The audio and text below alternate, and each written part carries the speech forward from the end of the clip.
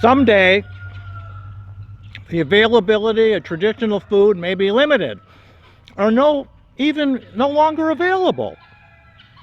In such situations, having the knowledge and the skills to eat unconventional food will be crucial for your survival.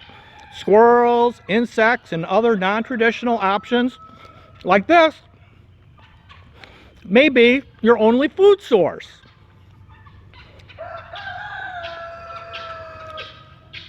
Will you be able to eat most anything available to survive?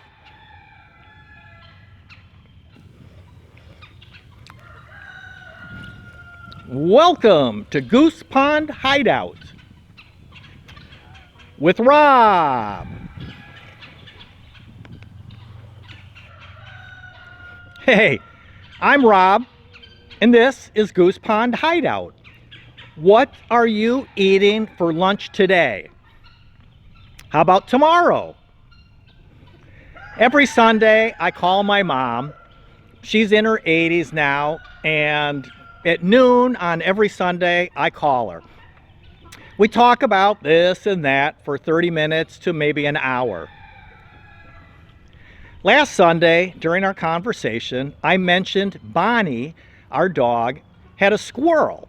I explained how Bonnie barks at squirrels, when they're up in the tree. She goes round and round the tree, putting her feet up on them, and she barks and barks at them. The squirrel starts running through the treetops. Kind of reminds me of, Tarzan swinging through the trees. Anyway, once in a while, the dumb squirrel misses a branch, and it, as it's leaping from branch to branch in the trees, and it falls to the ground. Well, Bonnie is on that squirrel like white on rice. Dumb squirrel. So my mom's laughing, and then she asked me if I cooked up the squirrel. I joke and replied, "Of course I did. Can't let good squirrel meat go to waste." Then my mom, she reminisces about eating squirrel and rabbits back in the day, how the menfolk would go out hunting, and then the women would cook up whatever the men brought home. And many times it was squirrel or rabbit. Back when men were men and women were women. None of the woke world, be careful what pronouns you use, gotta watch them genders. Hey, maybe you identify as a dog. Woof woof. So this got me to thinking, would people today be able to eat the kinds of things that we ate back in the day? Back when folks hunted and fished for food, everyone had a huge garden with all kinds of fresh vegetables. Oh yeah, and things like apple trees and pear trees. Love me a good pear. My grandma and grandpa, they had a big old mulberry tree next to their tractor shed. Back when I was a kid, real youngin', we would climb up onto the roof of the tractor shed and we'd eat the mulberries. So much fun and great memories. When hunting or fishing memories, do you have any? Got any hunting and fishing memories?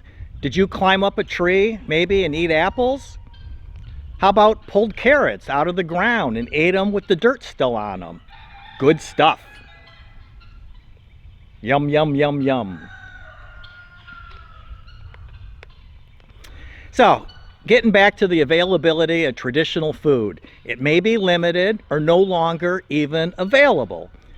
Americans from the beginning were independent. People built their own homes. Hey, they grew their own food. They made their own clothes out of whatever was available. And they raised their own horses, so they had a way to travel into town. Early Americans were independent and self-sufficient. Very, very self-sufficient. In a crisis situation, having access to survival food is going to be crucial in times of a natural disaster or even the collapse of society. And just look all around the world at how many countries are currently in collapse. Having the skills to get survival food can mean the difference between surviving and not. Unconventional options like eating squirrel may seem unappealing in normal circumstances, but being prepared and knowledgeable about alternative foods that you can sustain yourself and your family with during hard, difficult times. It's going to be necessary. Are you prepared? Have you taken steps to prepare for the unexpected? Maybe it's time to start thinking about unconventional foods.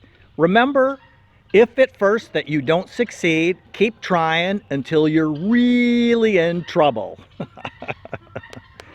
Don't let the busy, crazy, here comes the great reset world dictate how you live your life.